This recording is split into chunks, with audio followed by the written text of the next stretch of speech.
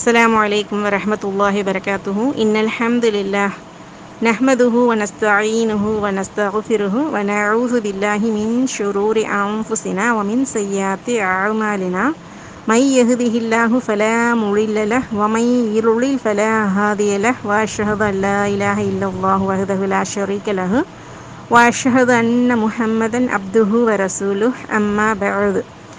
لقد قال الله تعالى في القرآن العظيم والفرقان المجيد: يا أيها الذين آمنوا اتقوا الله حق تقاته ولا تموتن إلا وأنتم مسلمون. எனக்கு கொடுக்கப்பட்ட தலைப்பு அரஃபா நோன்பின் சிறப்புகள். அரஃபா அப்படிங்கிறது ஒரு இடம். இந்த இடத்துல தான் முதலாக சொர்க்கத்திலிருந்து உலகத்திற்கு அனுப்பப்பட்ட ஆதம் அலைஹிஸ்ஸலாம் அவங்களும் அவங்களுடைய மனைவி ஹவ்வா அலைஹிஸ்ஸலாம் அவங்களும் சந்திச்சுக்கிட்டாங்க. அதனால தான் அந்த இடத்துக்கு அரஃபாங்கிற பெயர் சொல்லப்படுது. இன்னொன்று, அரஃபா அப்படின்னா சங்கையான 4 மாதங்களில் உள்ள துல்ஹஜ் மாதமாகிய 9வது நாளை குறிக்குது. இஸ்லாமிய வரலாற்றில் மிகச்சிறந்த நாளாகிய இந்த நாள் தான் அரஃபா நாளாக இருக்குது. அன்றைய நாளில் தான் ஹாஜிகள் அரஃபாங்கிற இடத்துல ஒன்று கூடுறாங்க. அரஃபா மைதானத்தை பொறுத்தவரை எப்போவுமே அது வெறுமனே வெட்ட வெளியாக தான் காட்சி தரும். ஆனால் அந்த துல்ஹஜ் மாதம் 9வது நாளில் தான் ஹாஜிகள் எல்லாரும் ஒன்று கூட சொல்ல அந்த மைதானம் முக்கியத்துவம் வாய்ந்ததாக அமையுது. அரஃபா தினம் அப்படிங்கிறது ஹிஜ்ரி ஆண்டில் 12ஆம் மாதமான துல்ஹஜ் பிறை 9ஆம் நாள் அன்று கடைபிடிக்கப்படுது. அன்றைய தினத்தில் தான் நபிகள் நாயகம் ஸல்லல்லாஹு அலைஹி வஸல்லம் அவர்களுக்கு இஸ்லாமிய மார்க்கம் என்னும் வாழ்வியல் நெறியை அல்லாஹ் முழுமைப்படுத்தினான்.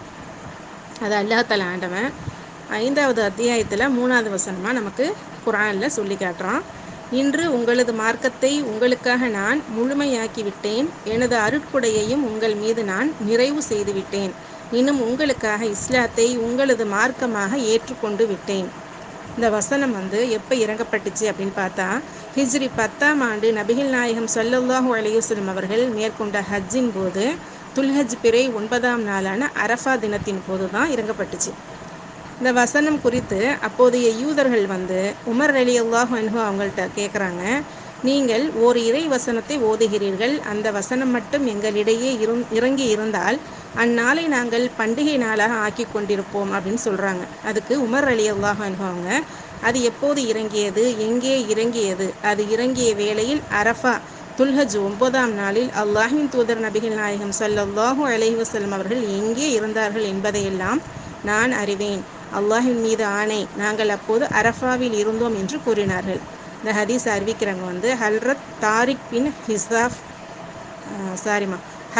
தாரிக் பின் ஷிஹாப் ரலியல்லாஹு அன்ஹு அவங்க. புகாரில் இது பதியப்பட்டிருக்கு. அரஃபா தினத்தை விட சிறந்த நாள் வேறு எதுவுமே கிடையாது. மற்ற தினங்களை விட அன்றைய தினத்தில் தான் அதிகமான நரக கைதிகளுக்கு அல்லாஹ் தஆலா விடுதலை அளிக்கிறான்.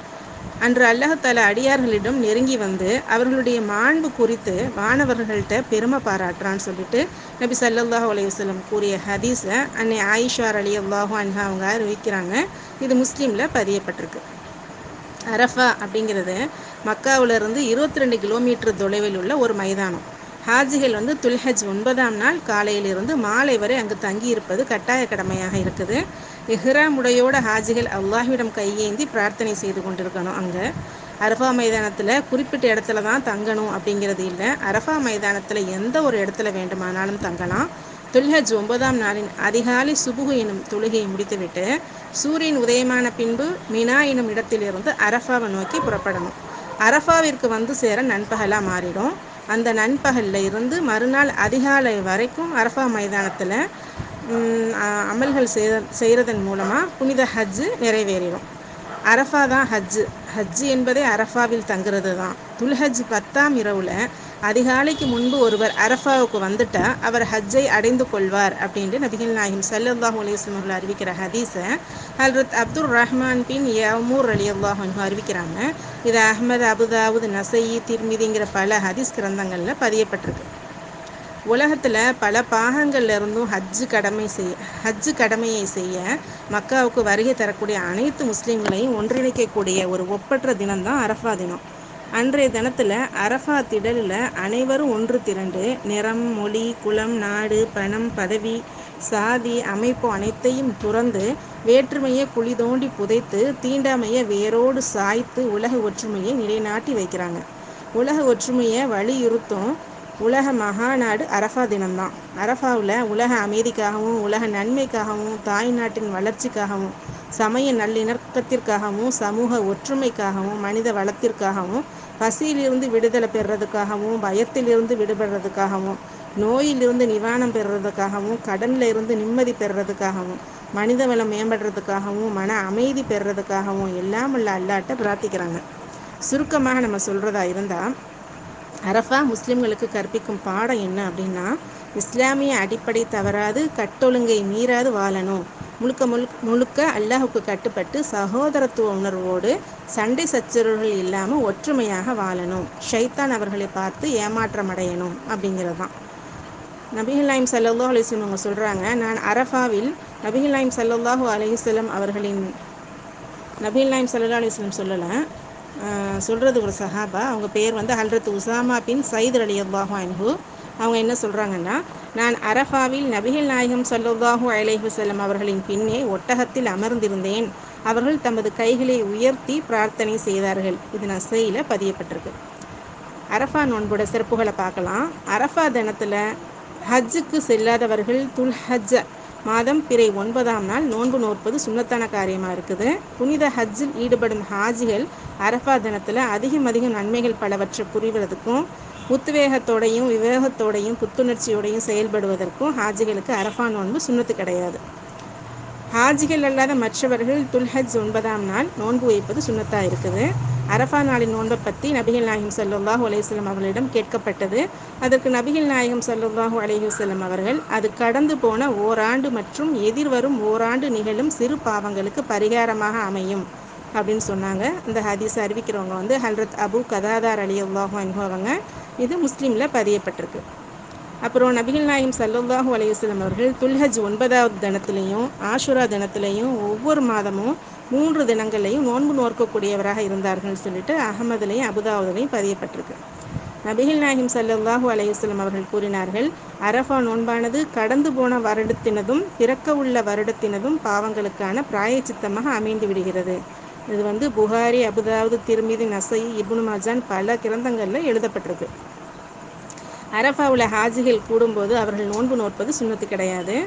உம்முல் ஃபலுல் பின்த் ஹாரிஸ் ரலியல்லாஹு அன்ஹு அவங்க அறிவிக்கிறாங்க, நபிகள் நாயகம் ஸல்லல்லாஹு அலைஹி வஸல்லம் அவர்கள் அரஃபா தினத்தில் நோன்பு வைத்திருக்கிறார்களா என்று என்னிடம் சிலர் சர்ச்சை செய்தனர். சிலர் அவர்கள் நோன்பு வைத்திருக்கிறார்கள் என்று கூறினார்கள், மற்றும் சிலர் நோன்பு வைத்திருக்கவில்லை என்றார்கள். அப்போது ஒட்டகத்தில் அமர்ந்திருந்த நபி ஸல்லல்லாஹு அலைஹி வஸல்லம் அவர்களிடம் பால் பாத்திரத்தை கொடுத்து அனுப்பினேன். அதை அவர்கள் குடித்தார்கள். இது புகாரில பதியப்பட்டிருக்கு. மைமுனா ரலியல்லாஹு அன்ஹா அவங்க அறிவிக்கிறாங்க, அரஃபா நாளில் நபி ஸல்லல்லாஹு அலைஹி வஸல்லம் அவர்கள் நோன்பு வைத்திருக்கிறார்களா என்பதில் மக்களுக்கு சந்தேகம் ஏற்பட்டது. நான் அரஃபாவில் தங்கியிருந்த நபி ஸல்லல்லாஹு அலைஹி வஸல்லம் அவர்களிடம் பால் பாத்திரத்தை கொடுத்து அனுப்பினேன். மக்கள் எல்லாம் பார்த்து கொண்டிருக்க அது நபி ஸல்லல்லாஹு அலைஹி வஸல்லம் அவர்கள் குடித்தார்கள். இது புகாரில பதியப்பட்டிருக்கு. நம்ம அரஃபா தினத்துடைய மாண்புகளையும் முக்கியத்துவத்தையும் உணர்ந்து துல்ஹஜ் மாதம் பிறை 9ஆம் நாளான சுன்னத்தான அரஃபா நோன்பை நோற்று அந்நாளில் பாவங்களுக்கு மன்னிப்பையும் நரக விடுதலையும் கிடைக்க எல்லாம் உள்ள ரஹ்மானாகிய அல்லாட்ட நமது பாவங்கள் அனைத்தையும் மன்னிப்பானாக. இறைவா, நிச்சயமாக நீ மன்னிக்கக்கூடியவன், மன்னிப்பை விரும்புகின்றாய் அப்படின்னு துவா கேட்டு, யா அல்லாஹ் என்னை நீ மன்னிச்சிருன்னு சொல்லிட்டு அதிகம் நம்ம மன்னிப்பு தேடக்கூடியவர்களாக இருக்கணும். இன்ஷா அல்லாஹ். கேட்டதின்படி அமல் செய்யக்கூடிய பாக்கியத்தை அல்லாஹ் நம் அனைவருக்கும் தந்தரல் புரிவானாக. வாஹிரு தஅவானா அனில் ஹம்துலில்லாஹி ரப்பில் ஆலமீன். அஸ்ஸலாமு அலைக்கும் வரஹ்மத்துல்லாஹி வபரகாத்துஹு.